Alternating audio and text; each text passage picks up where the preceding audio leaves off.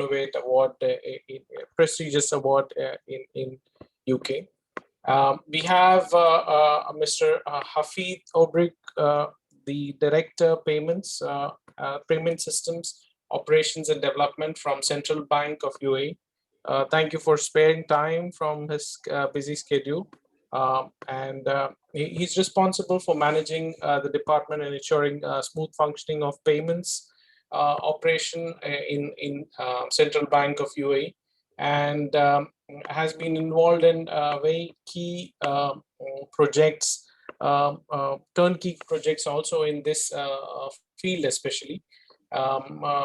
Naming few, he's also a senior financial sector specialist in Arab Monetary Fund, and has also headed the recent ABID project between the three countries here in GCC.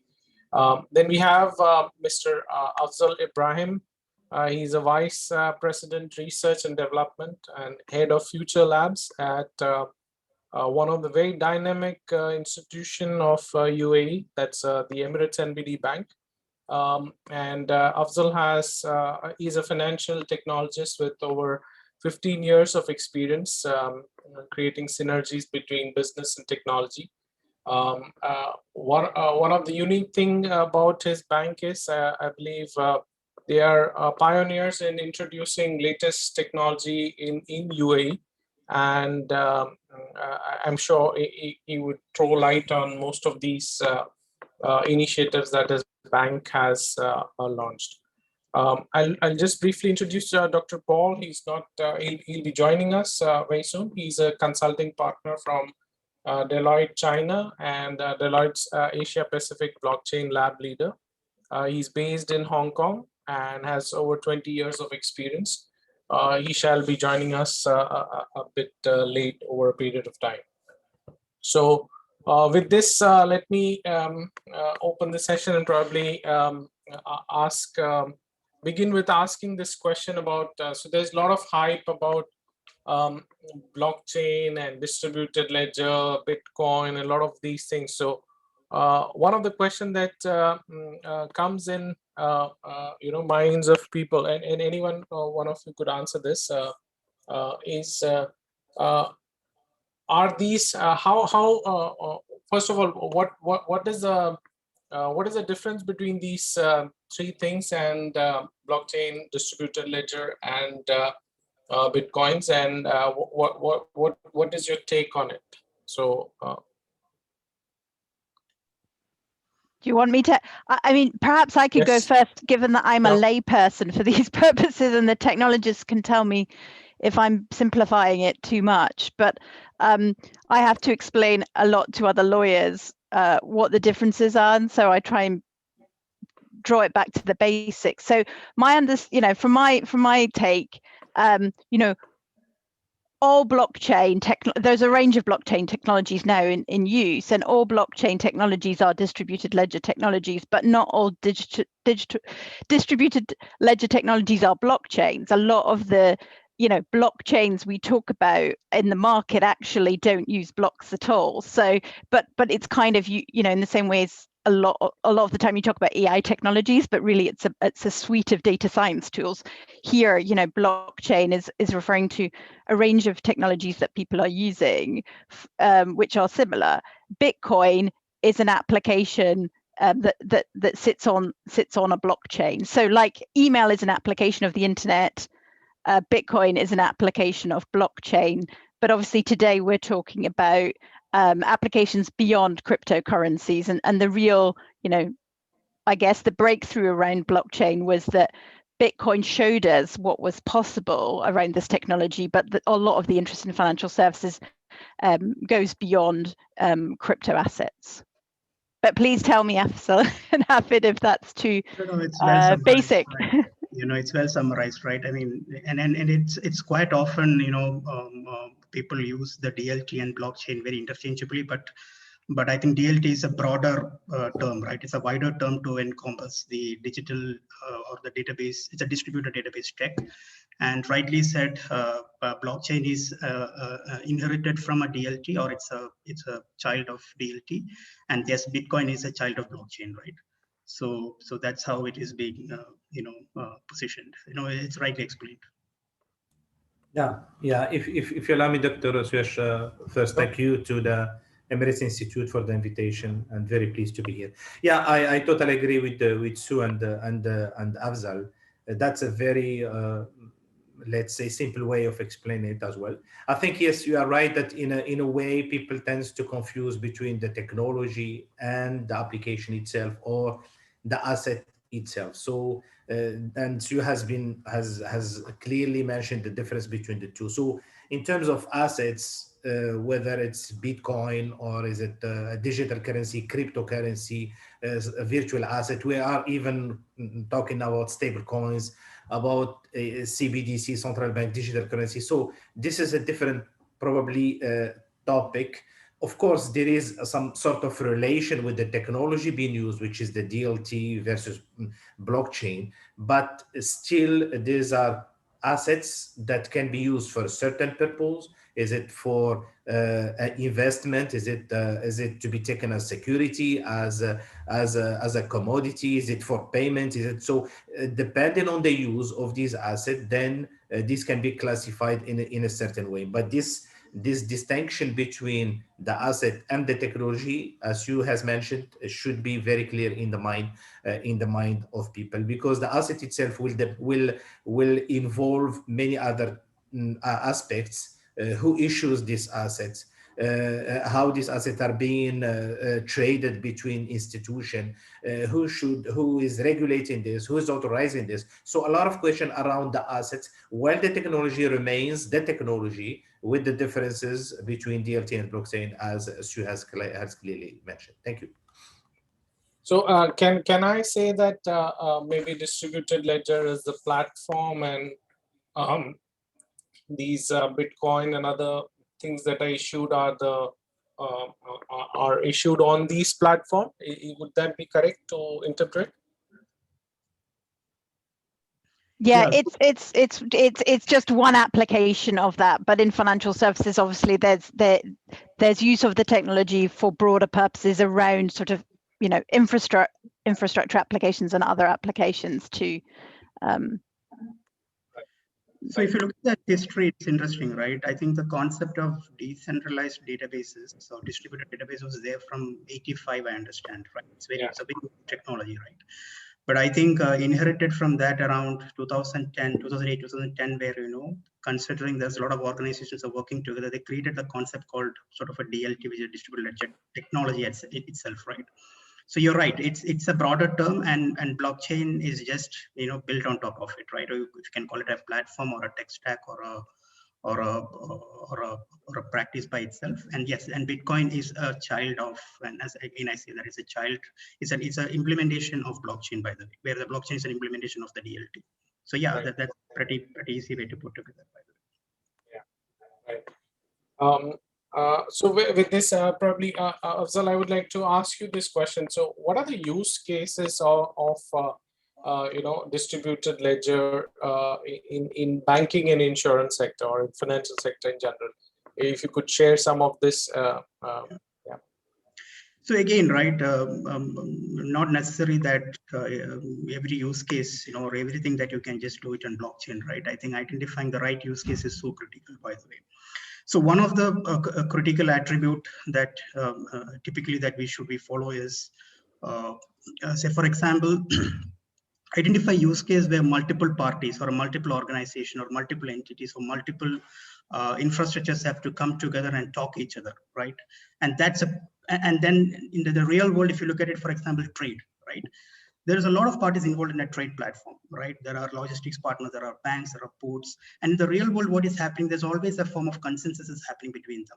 Okay, logistics company saying, hey, I received it. And then the port is saying that I received it. And the other bank in the other region is saying I received it. So there's a lot of handshake is happening in the real world. So this is a potential thing, right? Where, how to digitize when multiple parties are involved in an ecosystem and have to do a handshake between each other. And if you want to digitize that in a completely 100% digitized manner, what sort of a technology can help there, right? So those sort of a scale and multiple handshakes are critical design principles before we jump into a use case sort of a thing, right? And from that perspective, trade is a classic example. We've been doing a lot of work, but still on a very nascent state. But I think trade is one of the classic powerful use case over there. Payments is a great case. Again, payments means particularly the commercial payments, right, where multiple parties are involved, where Mr. Hafid can jump in, where recently we have done something called CBDC, which is a classic example, again, leveraging that tech, right? The third element is the whole reconciliation part, right, coming again from the payments. When multiple parties come together and agree to that, hey, you know what, this transaction has been done. And this is again a real world example where Dubai has implemented something called Dubai Pay, which is backed up by a 100% reconciliation system between around 10 entities, where we are also part of it. It's a production grade system running as we speak. I understand around close to 13 million transactions have recorded in the last 18 months. So that is again a classic example of it, right? And the fourth case could be, it's not necessary that every time a transaction should be, do that, right? Another one classic example would be if you wanted to validate an asset, right? An asset issued by X party to another one. And if you wanted to validate that asset, how do you do that, right? And it could be a physical asset or a digital asset, right? And from that scenario, recently we have, and almost a year ago, we sort of, brought in a concept called check chain, where we digitize the entire checks in such a way that how can we authenticate a physical asset by itself. So there's a mechanism to do that, because there is again a handshake is happening between 2-3 parties, and how do we ensure that through technology we can do that. So these are the 3 to 4 very prominent use cases that can potentially fall into that. But to summarize, I think it's all about when the moment multiple industries cross entity collaboration, or multiple assets have to come and interchangeably do that, and probably that be a potential starting point for a blockchain implementation. Not any linear scenarios can be just fit into a typical blockchain space, by the way. So yeah, so that's pretty much on the banking side. But I think Mr. Hafid can jump into the payment side, probably, which he can give a little bit more brief on that front. Sure. Thank you. Yeah, Doctor, if you allow just to supplement. Sure, I was coming to you. Yeah, true. Yeah, sorry. Please. Yeah, to just supplement on Afzal, I think Afzal has covered these very important aspects. So to answer probably your question, whether everything can go to blockchain, theoretically, yes. This is a technology that offers certain advantages. Yes, it can be used. But now, in practice, do we want to take that move? It really depends on the use case. It really depends on the real need for that. So it's an assessment to be done before jumping to that conclusion to say, yes, we would like to change the current setup into a blockchain in order for us to exchange that kind of information, to validate an asset, to digitalize something. So it's really that conclusion should be taken after a thorough assessment. It's not because the trend is to go through blockchain that everything has to move to blockchain, which theoretically can be done. However, this assessment needs to be done. So in the banking, I think Afzal has covered a few the major, let's say, use cases that can be explored. In for example, real estate as well, you can see that exchanging a document between different parties can be done through a blockchain instead of going and physically get stamped that document on every single authority or entity. It can be through a blockchain. This is one probably of the use cases which is outside probably the banking sector from a government perspective that can be as well be considered. Green financing, trade finance is definitely the very obvious use case, but there is green financing since we are talking about this there is some initiatives going on now, and even let's say whether the BIS, the FSB, the Financial Stability Board are coming to this field of green finance. So yes, whether this can be established into a blockchain, I mean, the easiest answer is yes. However, it requires again some further assessment to that. From a central bank perspective, of course, central banks they look into 2 aspects. A payment, definitely, this is the first priority for central banks. However, the fintech as well is something which is very important as well, and it is it's becoming now maybe more important and probably an area of focus for central bank. How to ensure that fintech can be used in facilitating the banking business in every country. So KYC, for example, how to facilitate the exchange or the sharing of KYC information between the different entities. The process is now more manual based, or it requires some work to be some time and efforts to be completed, while we can consider doing that through a blockchain. We have seen some use cases in the UAE. I'm referring to two use cases with the DIFC and Mashrek, and as well for DED, Dubai Economic Department, with the technology that they have done there for some AQIC. So there are some use cases as well on that. So, however, the payment remains probably the area of focus for central bank, and I'm sure we will come to that during our discussion later on. Thank you. Sue, any thoughts on this use cases and banking and insurance perspective? Yeah, I mean, I've been following, as a tech lawyer, I'm always looking out for the new technology. So I've been following blockchain since about 2015, and over the years, yes, I mean, it's right to say that it's been highlighted as being a technology that can solve a whole host of problems. But as you say, sometimes that has led to sort of a backwards focus, with people looking at the technology and saying, how can this help me, rather than looking at the problems that they're trying to solve. And certainly when I'm talking to clients, the more sophisticated ones, and that is the case in financial services, given it's much more mature in terms of its use of blockchain, is really looking at what is the problem here. Is it the fact that, you know, reconciliation takes too long, or we need to reduce the costs, so we just need to have a better sort of single source of truth around data, and really assessing that problem and saying, well, why doesn't the current process or model work, and is blockchain a good tool to try and solve that, rather than other technologies that you might use. And sometimes, to be honest, you go through that process and you identify, yes, there is a problem here. Yes, we should try and solve it. Actually, we don't need to use blockchain for this particular solution, for this particular process, but we still need to do some kind of digitization because it's too manual at the moment. And that's not necessarily a failed project, but it is the conclusion of some projects. And if you look at, the early days of the internet, there was a lot of exploration, a lot of trialing things, and not everything was, ended up going into production, but it wasn't necessarily a failure. It was a useful exploration of the technology. So I think that's the key focus. Does the use case make sense to use blockchain? Because it's not necessarily that simple, as we've heard. Really, blockchain works best when it's a team sport, where you're bringing together different organizations within an ecosystem to try and solve a problem that faces all of them. Given the nature of the technology, this could be a solution.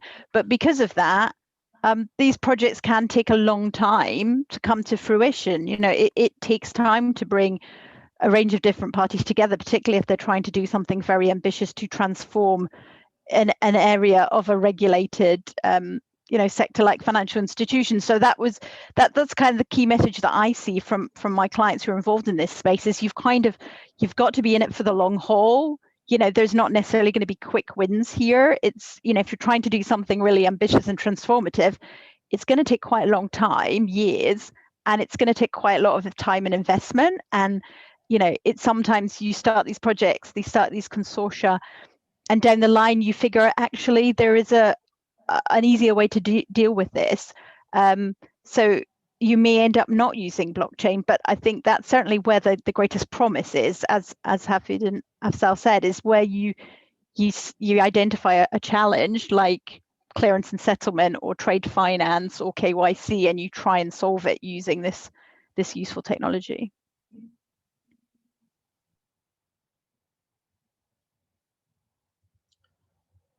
I think, Dr. you're on mute. I think that's very well articulated by all three of you. I think one of the key ingredient in any of these technologies becoming a success is bringing all the parties together. And I think one of the key role that I believe the regulator has a key role that has to be played in any of these. Yeah, so very interesting. So let me ask Afzal about one very prominent question that many people ask. I believe there are many who say that all these new technologies are going to create, job losses, and people may not have. I mean, if everything gets automated, then you may not need a lot of these roles that we currently see in many of the banks and other places. And one of the concept of hyperledger, I read it. I read an article where they said that if something like this is implemented, maybe you won't need accountants maybe 5 years from now if something like this is implemented. So if you could throw some light on what exactly is hyperledger, and are some of these fear true or no? Okay, let me answer that in two parts, right? So I don't come from a place where I believe that there will be people will be losing jobs because it's about upskilling, right?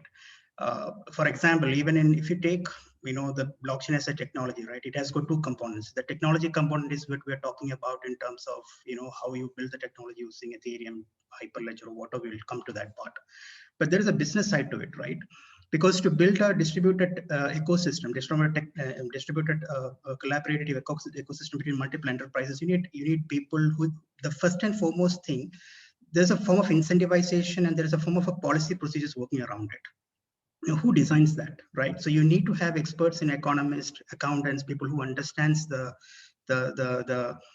way of designing those incentives. And there's a whole practice called mechanism design. If you Google it, you will see that on the top of which the entire blockchain systems are being built, right? So it's not about a technologist can do that, right? Only the people who are coming from accounting backgrounds, people who are coming from economics background, are the one who wanted to build those kind of economics on how such distributed can be built, by the way. So it's not about your current one. Probably, yes, I understand the foundations of accounting. Doesn't mean that I'm going to lose jobs, but it's all about upskilling to understand the economics of the distributed tech and help the organizations in the country to design and develop those kind of ecosystems, right? So it's number one. Number two, again, the place from Sue is coming from, right? The whole legal, regulatory, and the policy side of these technologies are also changing, right? The data privacy is a concern, the customer privacy is a concern, the information sharing is a concern. Now, who will design and develop the laws and regulatory around it? So you need lawyers, you need policy experts who understands that. So again, it's sort of an upskilling from somebody before used to write a policy for a traditional organization. Now you need somebody who can write and understand a policy by knowing the nuances of an emerging tech. So it's never about losing jobs. I would see this as an opportunity where new kinds of jobs are emerging, right? Especially if you take at the blockchain space, there's a lot of people are emerging from an economic side, from an accounting side, from regulatory experts, the crypto lawyers, right? So there are a lot of new jobs are coming into that play. That's number one. Number two, on Hyperledger, right? So let me just take a step back and clarify this point. So again, going back to your first question, so DLT is the most at the bottom, on the top of which you have got blockchain, and then on the blockchain you're building bitcoins and etc., right? But if you keep on blockchain as the second phase, before even implementation, there are two types of implementations, right? There are some people, you hear about cryptocurrencies, which is very public blockchain, and then they have got very enterprise implementation, which are very permission blockchains, right? So between those, so if you're keeping the permission blockchain and the public blockchain at the top, and the blockchain as on the top bottom, you need a technology stack to implement it, right? Between the technology and the use case, right? And the technology stacks there are many in the region, right? So one of the most common one is Hyperledger. So it's a stack. It's a platform, right? Corda is another one, right? It's very heavily used, by the way. Now, the reason Hyperledger has got a lot of attention at the early thing. So simply speaking, Hyperledger is nothing but it's a consortium. It's an open source consortium, primarily supported by Ethereum developers and founders. And what they have done, they create a consortium and say that, hey, you know what? there's a lot happening. Enterprises have started adopting blockchain a lot. How can we help these enterprises by leveraging this technology? So this consortium they formed, I think I understand they started in London, I understand. And then what the consortium has done is they started developing products that will help the enterprises to implement. Right, the products such as Fabric, they've got ASOS, they've got Boro. So there are different product stacks they start building based on the use case that you can use it. Right. To summarize over there, so yeah, Hyperledger is nothing but it's a consortium that is providing a set of stack or set of technology products that will help the enterprises to implement the blockchain related solutions for their enterprises or for the country. So even if in this region, if you look at it, Hyperledger is heavily used because there are XYZ reasons. But if you look at the trade space, there is a lot of work Corda is doing. The R3 Corda is doing a lot on the trade finance front. Again, Bitcoin also has got some private versions. We are using our check-chain product, which is we built in-house. We use a product called Quorum, which was done by JP Morgan. So these are different platforms, by the way, right? And yes, so platforms may come and go, right? It's like similarly how in the development world, new technologies are coming into play. Hyperledger is a Corda is tomorrow something else may come over there, right? I think that summarized your. I hope that summarizes that answers your question, by the way. Yes, it does. I would like to rather extend this and ask Sue about this. As from a legal perspective, as he mentioned, there are so many things that all these fintechs many times try to, in the name of disruption, also cross the line. And so we have, say, an example of a UK-based Revolut, which you must be aware, and how it, as a digital bank, has tried to compete with traditional banks, and then maybe when it also tries to offer the services in other geographies or even within UK itself. How does the regulator, or what is the legal implication of all these new startups and fintech firms as they try to disrupt and maybe in the name of disruption also try to cross the legal line? So well, I think it's fair to say, I mean, going back to what Afzal said, is that if you think of sort of the philosophy of blockchain and Bitcoin was, we can get rid of these third-party intermediaries, and at the time the prospect was ultimately, the future was a sort of decentralized autonomous organizations. Like, we won't have companies in the same way. Actually, the reality is with blockchain is we've seen a whole new ecosystem of third parties come on board, and some of them are the sort of blockchain software providers like R3 and others. And we also have a range of sort of disruptive new companies coming into the fintech space and the blockchain space. I think from the regulators' point of view, they have been waiting and sort of watching and seeing for quite a long time, because generally the regulators don't want to stifle innovation that they think might be useful, and they definitely see the promise in blockchain for financial services. On the other hand, they want to make sure that people are being compliant. So I think it's fair to say up to now, a lot of focus from the regulators was on kind of seeing how the sector matured and developed and what the use cases were.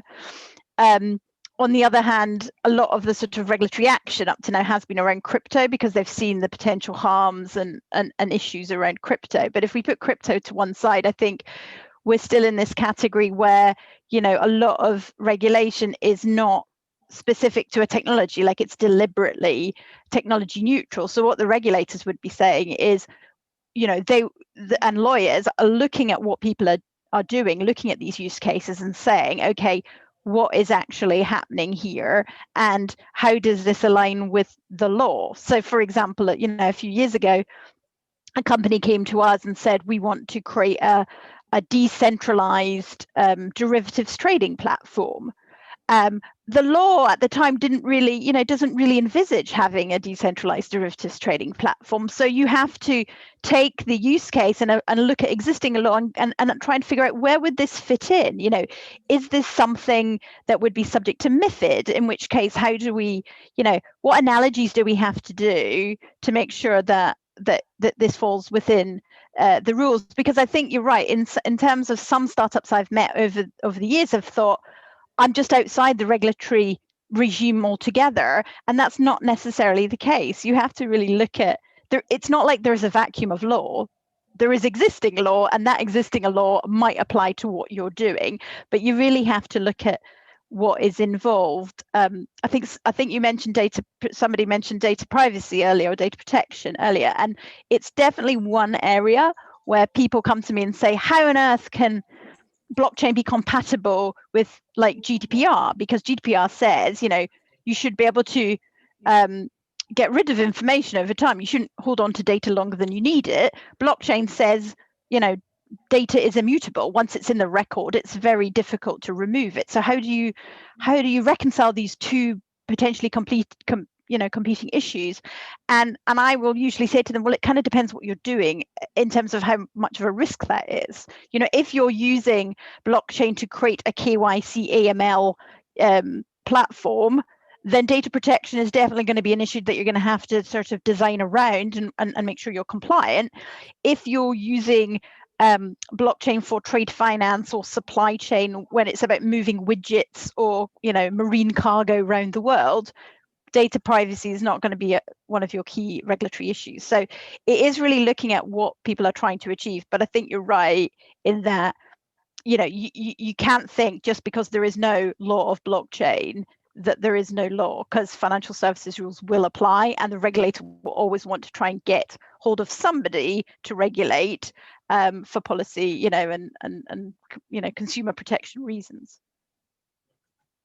Very interesting. In fact, I would like to now ask Hafid about this. Isn't this challenging for a regulator? I mean, so many things happening. How do you know which is the right technology? How do you know what should be allowed, what should not be allowed? I mean, is there some set rule that the regulator follows? Or, I mean, how do you manage this tough task? Yeah, thank you, Doctor. I think for your first question, I think Afzal has rightly answered that comprehensively. I think the keyword is upscaling. There are some jobs that needs to be upscaled.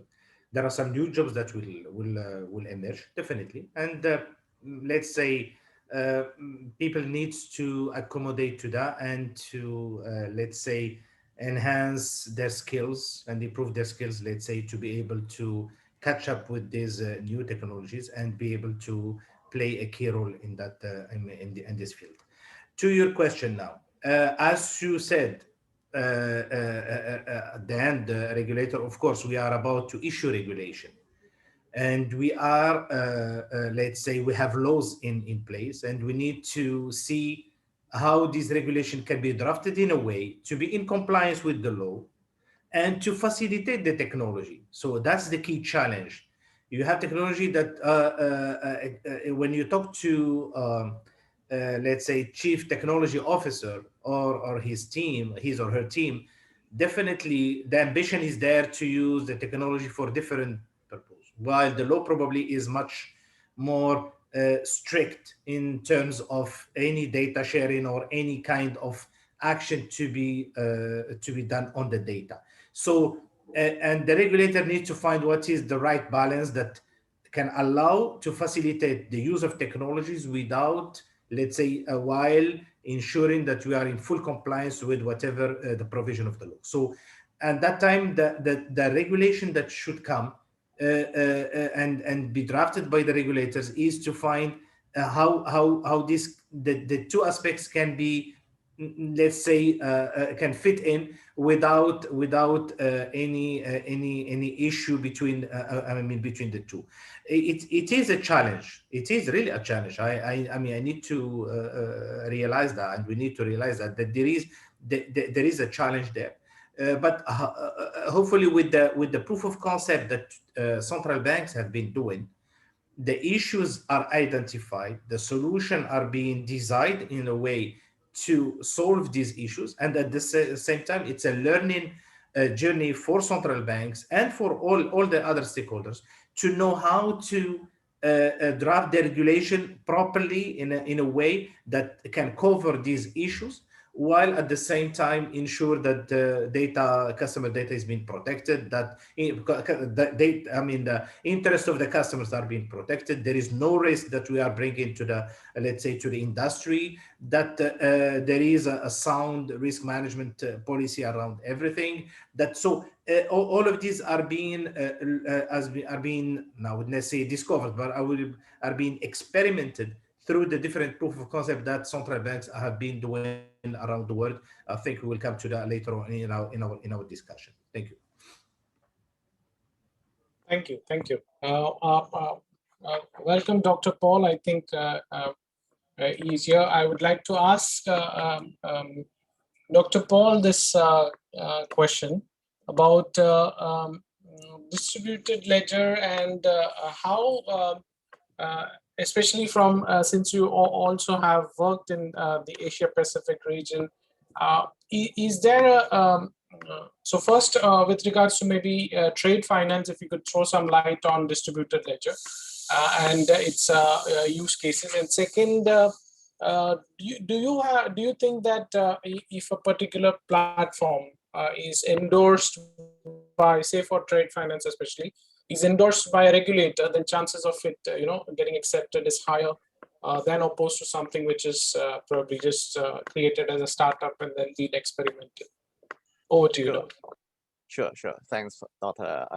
Suyash, for the question. So my apologies for having to join a little bit late. So in Asia Pacific, when the central bank and large corporate, they collaborate, and large financial institutions collaborate to create trade finance network, the real purpose is to support financial inclusion, especially to support the SME to obtain financing.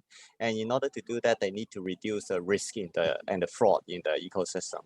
That's why most blockchains started by detecting duplicate financing or by ensuring all the invoice, PO, they are authentic. And for that to work, they need not just the network to allow a document exchange between these ecosystem participants. They also need third-party, neutral party who can also be one of the weakness in the network. For example, logistic company who prove that there is a physical delivery of the goods, or the regulator who monitor the digital signature created by a different government. So those networks are usually, to answer your second question, are usually permission blockchain. We do not see people use, especially at the enterprise level, we do not see people use public blockchain. Most of these networks are permission blockchain, either Hyperledger Fabric or R3 Corda or other permission-based network. And most of them do not consume a lot of energy for mining, or they do not need they do not allow anonymous transactions. So most of them will require the corporates and the SME to go through a know your member process, KYM process, before they can join the network, and then they can start transacting. And once they are on the network with a named account, they will complete the transaction on a name basis, and the bank will feel comfortable financing them, and the insurance company will comfortable to cover them.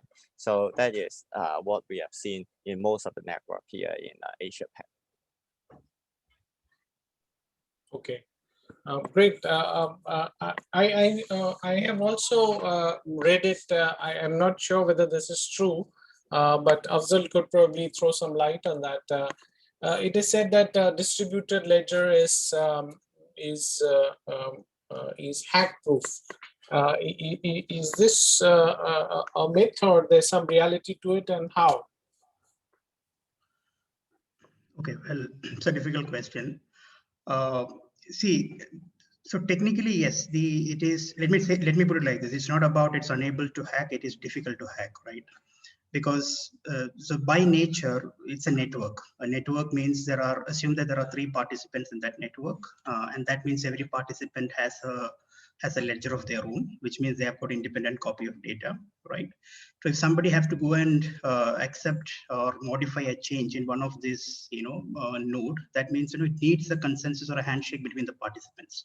So technically, like one hacker just cannot just enter there and just hack something, because the 2 independent parties have to do a handshake or a consensus to change or a modify a transaction. Makes it a little bit difficult to compromise the nodes and the network by default, right?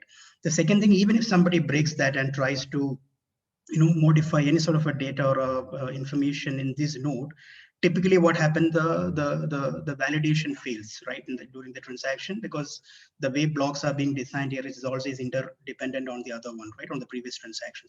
So by theory, yes, it is difficult to to crack. So yes, if it is set up correctly, it is very extremely difficult and also expensive to try to create a false transaction or to try to verify a valid transaction around it.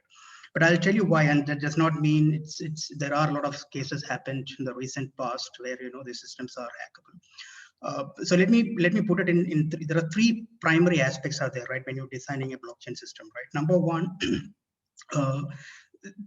where are we designing this, right? When we say two parties are coming doing a handshake and there is a rule, so there is a protocol is there, right? Every blockchain system that you're building has got a protocol. A protocol is nothing but a set of rules, which in technical term you call it a smart contract, that sort of dictate how the computers in the network, right, which we calling as nodes, should verify the transaction and add them to their code database. So that protocol is the foundational aspect of your transaction, right? And the protocol defines 3 to 4 things, right? Number one, how participants should interact, how the value should be transferred, how do we incentivize the network, how the consensus is to be arrived. So all these, fall into that part. Now, if somebody goes and write a protocol, right, and most of the time, when you're building a blockchain solution, means somebody's writing that smart contract. And if that protocol or the smart contract itself isn't coded securely, what? So you are creating an opportunity to intruder to attack over there. So that's one area where a lot of vulnerabilities are happening at point number one. And number two, once you have a smart contract, it has to be run in a platform, right? Like as I explained in the past, like if you're using Hyperledger as a platform and you build a smart contract and deploy in Hyperledger. Now Hyperledger itself comes with its own technology stack, and there are technology vulnerabilities available. And in the past, I think the last Q3, there was a major vulnerability around their signature verification mechanism. So because of that, the solutions that implemented on that part get hacked by itself. So that could be the second level where a platform also has to be secure. Then the third element, okay, you have got smart contract which is on a platform, then the platform has to implement on an infrastructure, right? The node has to be an infrastructure. The infrastructure has to be secure as well, right? Because a lot of times, again, the hacks are happening on the infrastructure level where you do not have a proper key management mechanisms in place. So to summarize again, it's not about the technology by itself is built to cryptographically it is strong enough to conduct secure transactions, but most of the times the way it is being implemented across three to 4 layers that I've explained, creating and if you look at the case studies recently happened on all the hackings of blockchain, this is one of these three is the reasons of primary for which this information is being hacked by an intruder, by the way. So answer is yes, it is I wouldn't say it is not hackable, it is difficult to hack. But I think it's a way we implement makes a lot of sense. That's number one. And number two, the last point, even if you look at it now, the speed is a matter. When you say something is difficult to hack means that the current computing power and everything, you need X number of time to actually break to a network. But now we are entering to a world where quantum computers are coming into the game, right? Because the computing power is n raised to n. So and there's a lot of research is happening now where if an actual quantum computer coming into play, and how soon you can because if you can bring that time in identifying or including a network, if you bring it down, probably that could be potential threat. So that's again in a very nascent state, but I think that's again a potential threat for blockchain networks, which we as a forum or as an experts in the group, we should be considering about that, right? So yes, it's always there would be some new solution will be always there to precede the other one. So we need to be updating and preparing ourselves in type of technology and security controls that we put around it. So it is, yes, it's definitely hackable if you're not done it right. That would be my response on that. Okay, thank you.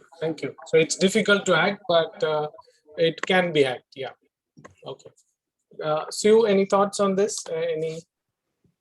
No, I mean, I absolutely agree with Afzal. Is that and I think everyone acknowledges this now, that it has its advantages because it's distributed, but some of the challenges we've seen in the past have just been sort of classic software failures. That you know, if you think about the very famous Dow hack, my understanding was that it wasn't a hack, right? It was designed to do what it was meant to do.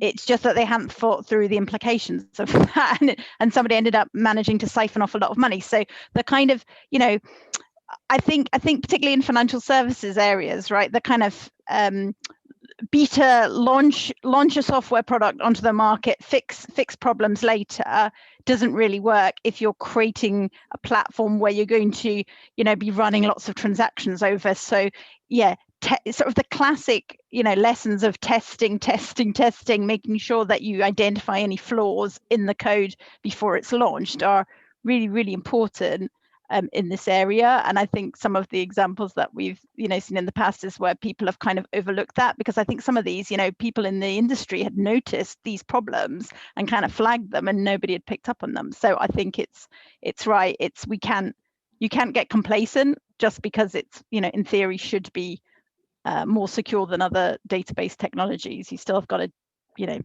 do the right things practically to mitigate the risks. Thank you.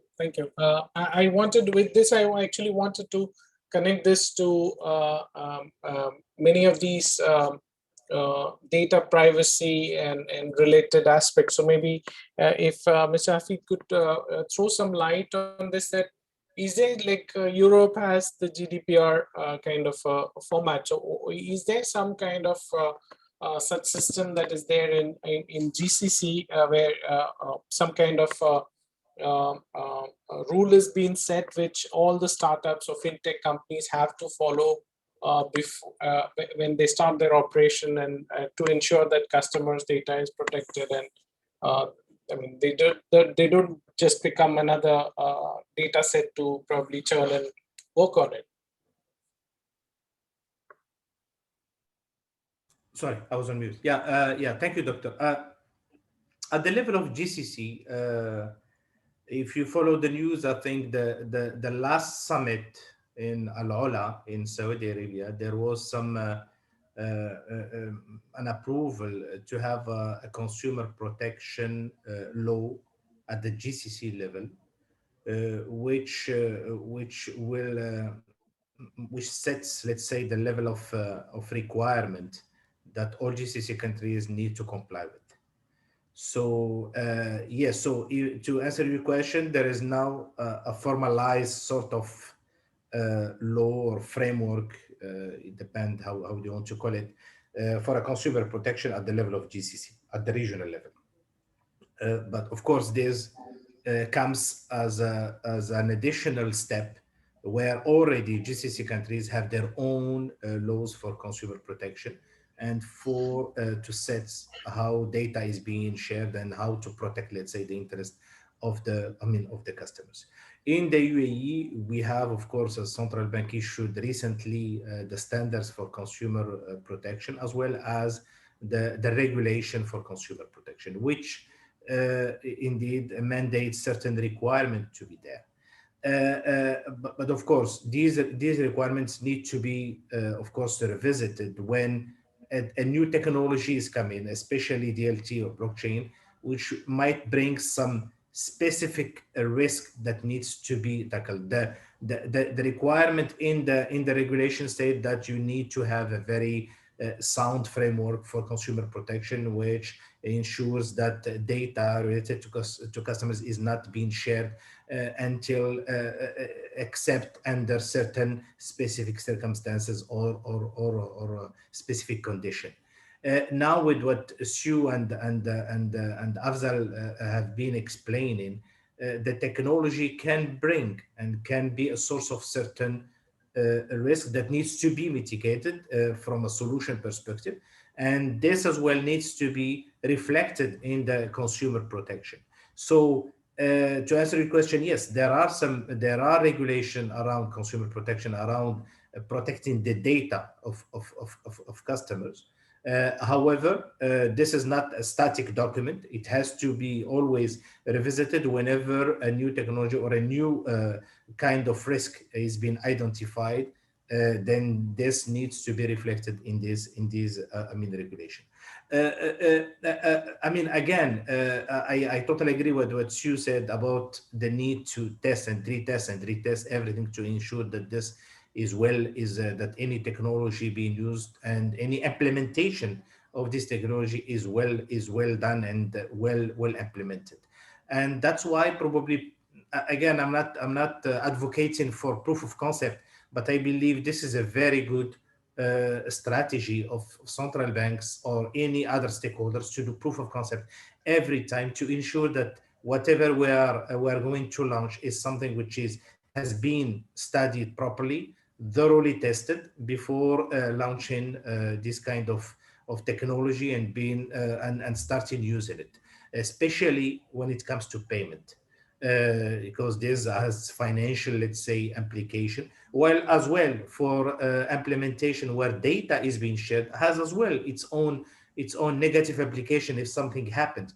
But still, when it comes to financial, of course, the risk is or the, let's say, the due diligence should be even much more higher. However, we regulators needs to keep monitoring this and reflect that in their consumer protection framework whenever there is a new technology that comes to the market. Thank you.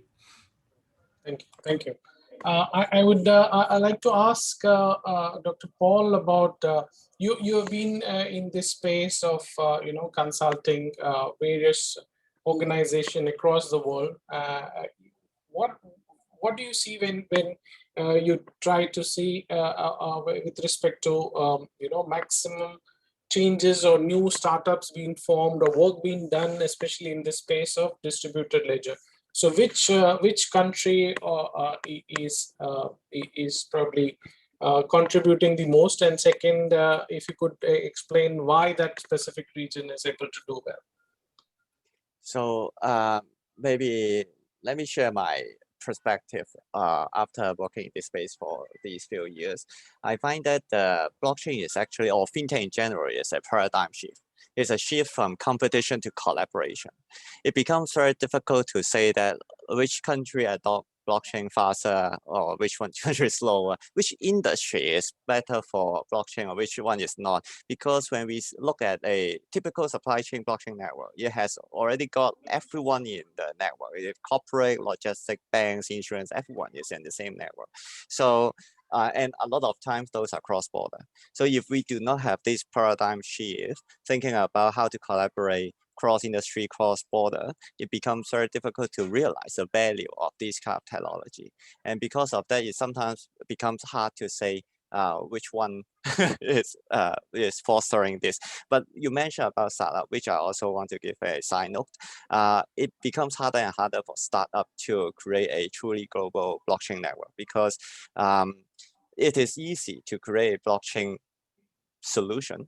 And it is also easy to create proof of concept with 1 or 2 anchor clients.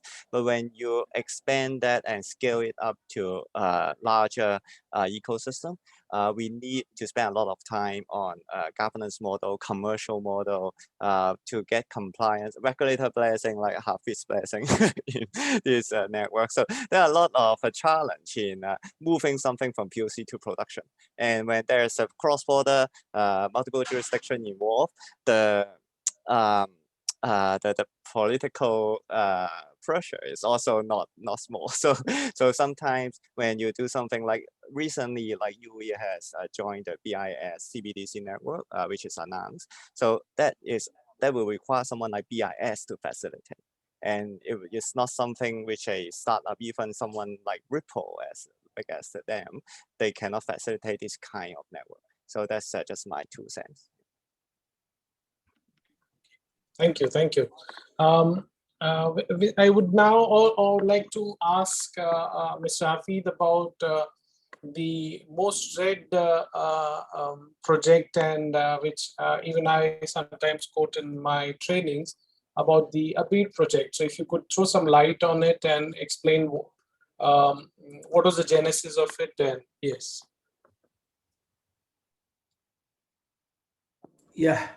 Yeah, thank you, Doctor. Thank you. Eibfs project, you call it Abir, we call it in Arabic Abir. So whatever you want to name it, but this is indeed a joint initiative between SAMA and CBE. The initiative sought to explore whether DLT could enable cross-border payments between the two countries, and using, of course, a new dually issued digital currency as a unit of settlement between commercial banks in the two countries and domestically. Let me probably first start by saying that the CBDC developed would be used as an instrument of settlement by participating commercial bank, and will not be made available to the general public. Hence, it is a wholesale CBDC, to just make it clear for the audience. So what were the high-level objectives of this initiative? Number one is to explore and experiment and gain a deeper understanding of DLT and analyze its maturity. We have been talking since 1 hour now about DLT, and this is something new, even for regulator at the end of the day. So we wanted to do this kind of initiative to gain some deeper understanding. Of course, Afzal was was representing one of the participating banks from UAE side, and I think it was a good journey in terms of exchanging information and exchanging understanding about DLT. Number two is to explore an alternative DLT-based cross-border payment solution that can, why not, if authorities would like to go this route, is to have it as a backup for a legacy system or for a centralized system that is being used today between the GCC countries, which is the GCC RTGS. It can be based on the authorities' appetite to do that, but it should explore indeed how DLT can overcome inefficiencies in existing cross-border interbank payment approach. Number three is to understand and experiment the dual issuance of a CBDC.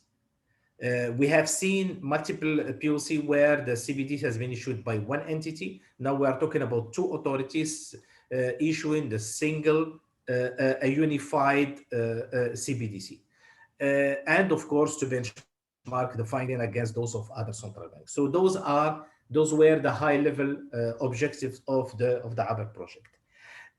We have structured the project to incorporate three use cases.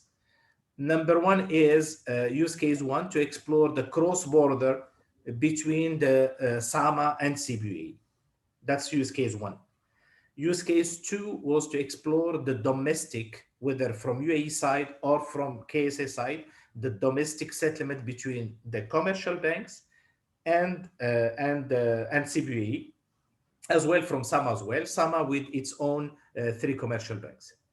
Use case three is, of course, obvious, from a commercial bank from this country to a commercial bank to the other country. So these were the use cases of the project.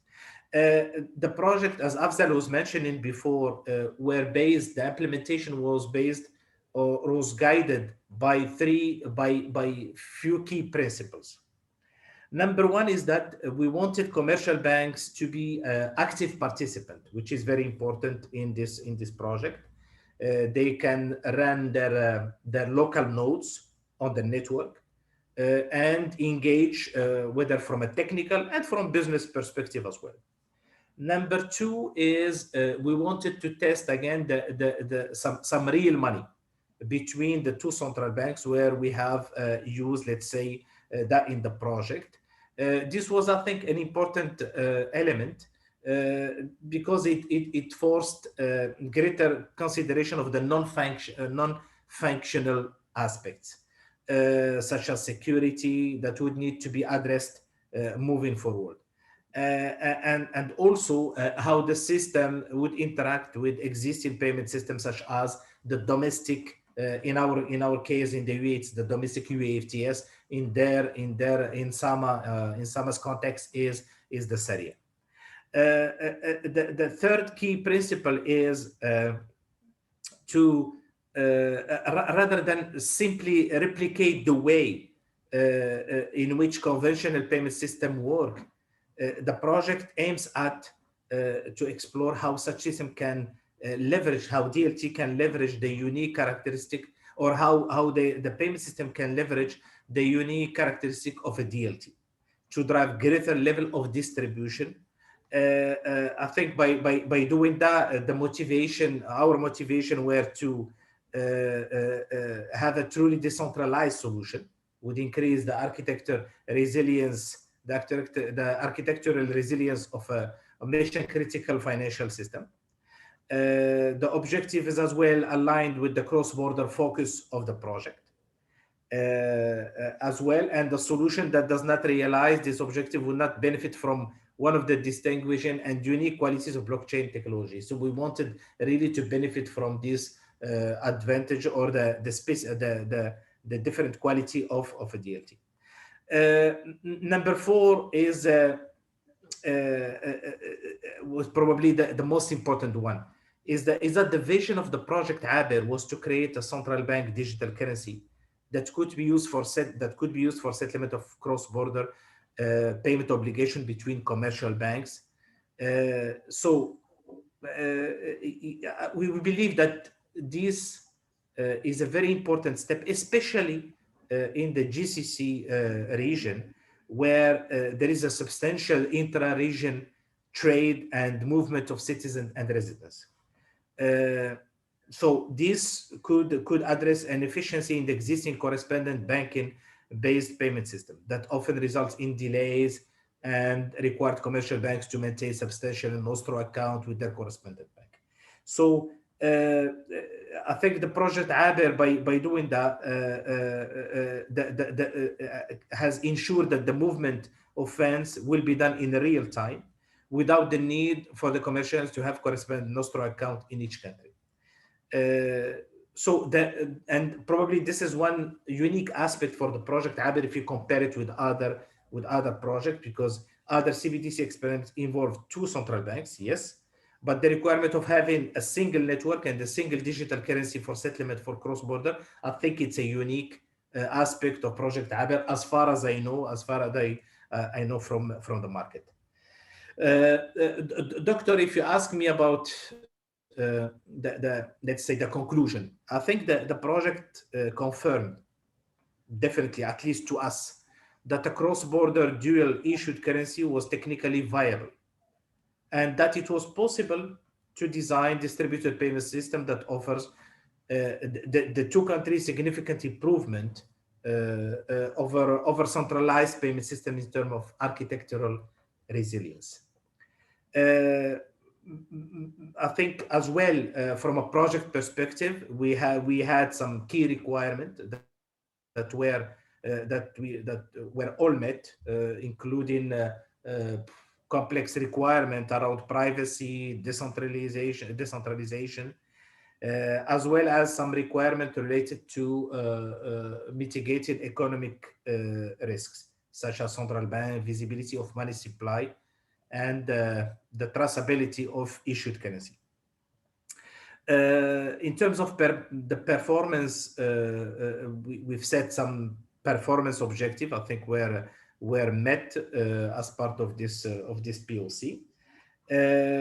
So probably the outcome of all of this is that, yes, we can confirm the viability of DLT as a mechanism for both domestic and cross-border settlement.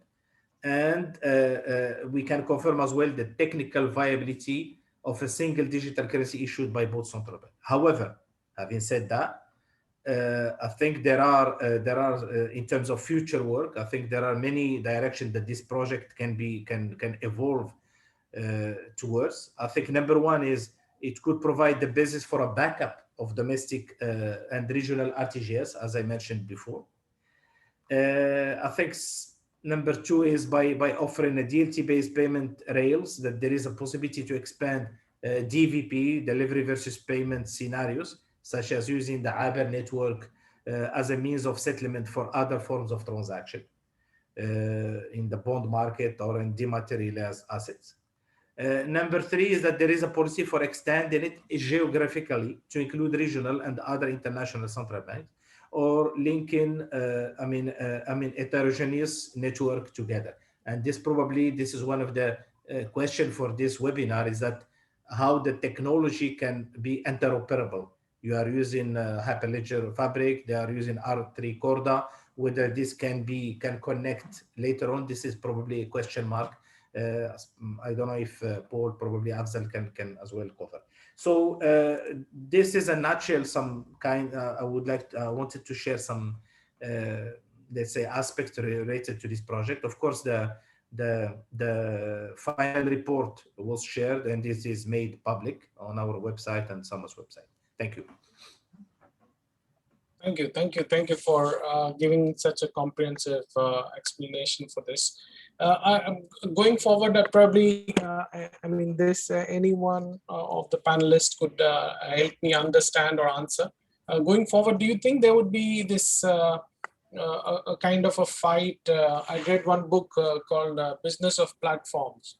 Do you think going forward, maybe all these different, whether it's the R3 system or there are so many different platforms, so would it be, how do you think if you were to make a distributed ledger, maybe something like a Swift, which is globally accepted and probably common across regions, what would it take for all these platforms to probably come together? Apart from tech viability, what else do you think would it be?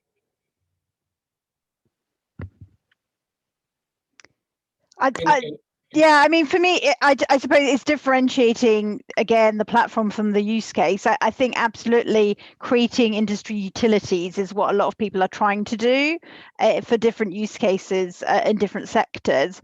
But I suspect that the viability of, which platform ends up being the most dominant platform is just a sort of technology scale question. It's how versatile is the technology and how user-friendly is it for enterprises to use the technology. I suspect there will continue to be a proliferation of different service providers offering technology services around blockchain. It's more, can you create industry utilities on top, which is what we're seeing in financial services and in other sectors, which does involve, probably many years of work to take it from trial to proof of concept to something that everybody is currently using. One of my clients is a big global investment bank, and they have been working on a blockchain platform around not particularly complex use case, which is around sharing of information. They've been doing that for a few years. They that we talked about earlier, that does take a lot of time and investment and a lot of compliance navigation. So we worked with them to navigate laws, across 65 plus countries. So that's the thing. If you're going to do something as an industry utility and you get a lot of players together, at least they can then share the effort and cost of trying to get this into live production. It's very hard for a smaller operator, as Paul said earlier, to be able to do this in financial services in a compliant way. If they're going alone, it really is a team sport. So it's really the time and the effort that is going to, I think, depend on who's going to win here as much as how good is the solution. Dr. Paul, your thoughts on it? Yeah, so just to supplement, I do not think the world is converging to one technology platform and also not one ecosystem platform in general. So logistic companies will tend to have their own network. A regional network is also more common than global network because it's harder due to all this time difference, cultural conflicts and all that. So at the end of the day, as what Hafid said, the interoperability is going to be very important. And we are already seeing a lot of interoperability solutions. So like if there's some public paper and even source code from Project Ubin from Singapore, they when the stock exchanges are using Hyperledger, but the CBDC is on token-based Ethereum, we can actually use smart contract to bind them together using hash lock and all all that. I don't want to go to all the technology details, but it is feasible. that's all I have to say. So the challenge is more on how to harmonize the governance model, because like most regulators are only regulating their own industry. They do not regulate, like a financial regulator do not regulate logistics, right? And also there's so many standard on digital identity like LEI and all that. There's so many data standard also. Putting your system on blockchain doesn't mean the data can be exchanged. So just like you and I have a phone doesn't mean our language is the same. So that's also another challenge. So I guess there's a long way to go to facilitate the convergence. Great. Afzal, your thoughts on it? No, I completely agree to what Paul said, right? I think the whole concept of collaboration is emerging so fast, right? And it's not about blockchain, right? Because if you look at even the examples of, in this region, like Kareem or even Uber, it's all about an ecosystem, right? It's one way or other, a group of people is coming and interacting over there. And yes, the blockchain is one of those technologies, and one of those payments and everything what we discussed so far is just one part of it, right? But I think it's all going to coexist in one way or another, and I don't think so in the dynamics and the rapid pace that we are in. We can't even predict what's going to happen next, right? But one thing is for sure: the cross collaboration of these ecosystems is going to become more and more critical, right? Enterprises are going to get more collaborative, because before it was okay, every enterprise thing what we can do, it's not about that now, right? Everybody's stepping out and trying to collaborate with other industries and other practice and try to create a proposition that creates more value to the customer, right?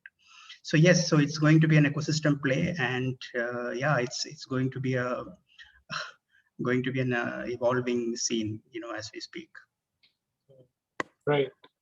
And Afzal, if you could, from your experience, and maybe even Mr. Hafid could throw some light on this, the check chain project that you had implemented at ENBD, do you think that can also be extended to maybe replace over a period of time the ACH format that is there for check clearing, and you have maybe going forward, you don't need checks, it's just a digital thing for settlement. So is it, and across banks, not just ENBD or Emirates Islamic, but can this be extended across to other banks? And maybe Mr. Hafid could probably think or tell me if there's something in pipeline for us. Yeah, Afzal. Yeah, so see, check chain has a very interesting story, right? In 2016, when within Emirates Embedded we want to learn the technology, so we wanted to identify use case that we want to do it, and we want to learn it by first hand. So that's how the whole concept of check chain has come into play. So the thinking is very simple, right? We have got multiple entities. If they have to come together and we have to authenticate a financial instrument and clear it on a decentralized way, how do we do that? So at that point in time, we never thought about the scalability of that point. It's about learning. So and that's why we went with Quorum. It's completely in-house built, but it's currently, as we speak, it is within our network. It is running as we speak. I think recorded close to 49 million transaction checks got cleared through that system as we speak between three entities. But regarding the scalability, yes, we had some discussions with the central banks and the region, but I think it's not about check. The thinking here is the underlying concept for check chain is it's a notarization. It's a notary engine, right? You're actually notarizing a physical document and helping that document to validate across. So that if you extend that use case, you can notarize a bank account, a bank statement. You can notarize a labor guarantee. You can notarize a salary certificate letter. So the thinking is, we in fact put together some initial thought. We formed a project group. This was just before pre-COVID, where how we can create a notarization engine at a region level by learning from what we have done from check chain. We have done some work. We did not, unfortunately, we couldn't take it forward in much action due to the recent events. But this is one of the key themes I understand is also under the Smart Dubai umbrella, where they wanted to bring the notarization as an engine over there, right? So yes, it is in pipeline, but it has been a little bit delayed with all these things going on by the way. But the scope is not about check. It's a scope is about notarizing a document. That's the scope, by the way. Yeah, I think, yeah, Afzal has made it very clear. So, number one, of course, Central Bank has welcomed, of course, the initiative of Emirates NBD and Emirates Islamic Bank for this project. But as Afzal said, the scope probably is different. This is for Emirates NBD group, let's say for notarizing a document, which can be extended to different type of documents. What Doctor is mentioning is there is something in the pipeline. It's part of the NPSs. I think that has been already exposed to that, which is the e-check.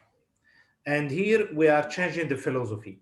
It's not about having a physical paper signed and how we can automate the circulation of that paper between the presenting bank to the paying bank in a very simplest and very efficient manner. This can be, of course, discussed, and some arrangement can be done. However, the paying bank for the physical paper needs still to see the image of that check, to take an action or to take a stand on the signature, and or whether there is a balance or there's no balance in the account, in order to approve or to reject the check. So this can be simplified, or even try to bring some more automation to that process. This is one aspect of it. The e-check is different. There is no physical paper. You can materialize it if you wish on a paper, but the concept is different. Is that I'm gonna create, I want Afzal, or I want to pay Afzal. Then I will as a bank, I will connect to my bank. I will have an application there. Then I will create that check. It does not have to be an image, but it's called e-check. I put his, for example, his account number. I put my what is the, I mean the amount of the check, date, whatever is required. I get, of course, authenticated by my bank. This is the right customer. Then I will give an authorization to my bank to push. I will push that payment to Afzal, to that check to Afzal. Based on the deal between me and Afzal might select to get paid immediately, or to put it in a vault until, let's say, the time comes for the payment. Up to Afzal to decide.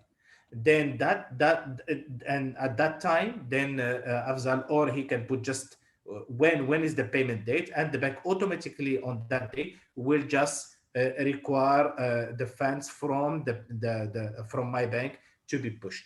So this kind of logic exclude completely the physical format of the check. There is no signature involved. There is no wet signature involved. There is no validation of that paper involved. So we are in a different philosophy. And that system indeed, of course, probably very, very few countries have done it. All countries have done the image check, which is already operational in the UAE since 2008. But this philosophy is something different. As I said, few countries only have done it. We have it in the plan, but still not yet implemented, not yet thought, or not yet probably discussed and requirement and detailed requirement discussed as well with banks. But we have an initial, let's say, design of this e-check functionality that we have presented to banks at last year, and we are still not get into the details of that for the implementation. So, Doctor, I don't know if it's clear what Yes. the project Yes. of Emirates NBD and the other one. Thank you. Yes. Thank you. Just to summarize now, probably I would ask, I'll give, as we say, 30 seconds and each panelist, and I want you to tell me what's the future of distributed ledger technology. Maybe we'll start with Sue.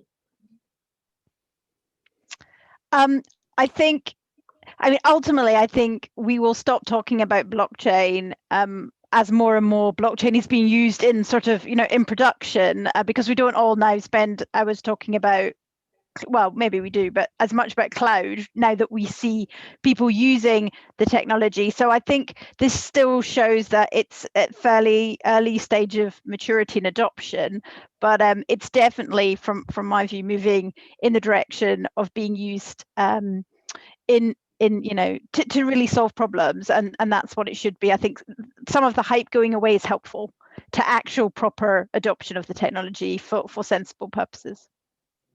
Dr. Paul? Yep. So apart from the fact that blockchain has lined up all the stakeholders in the ecosystem to collaborate with each other, we are going to see the convergence of technology, emerging technology also on top of blockchain. So to enable traceability on blockchain alone is not sufficient. We need to connect Internet of Things with blockchain.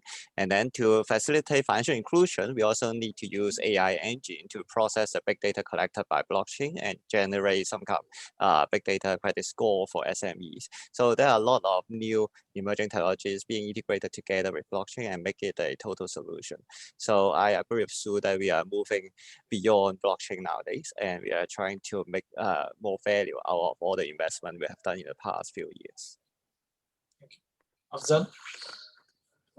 Well, see, blockchain is just 20% technology and 80% it's a cross-entity collaboration, right?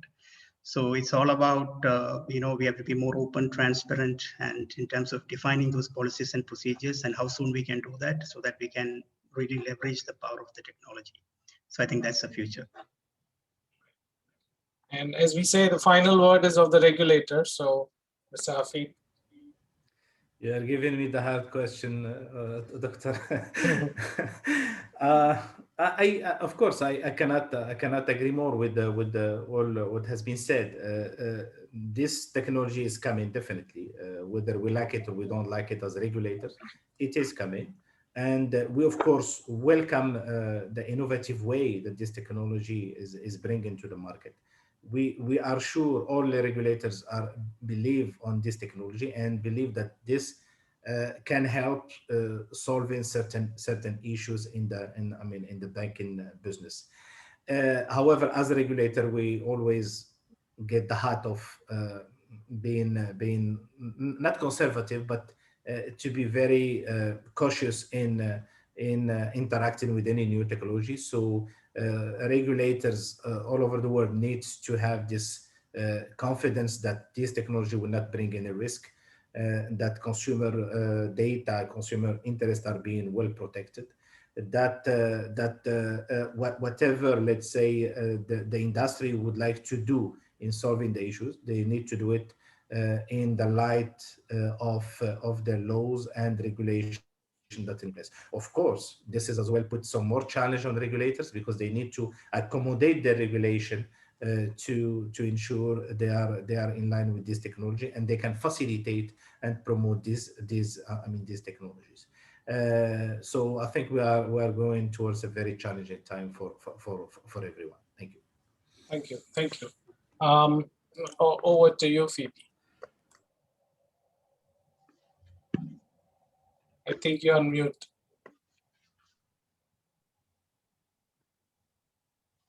No.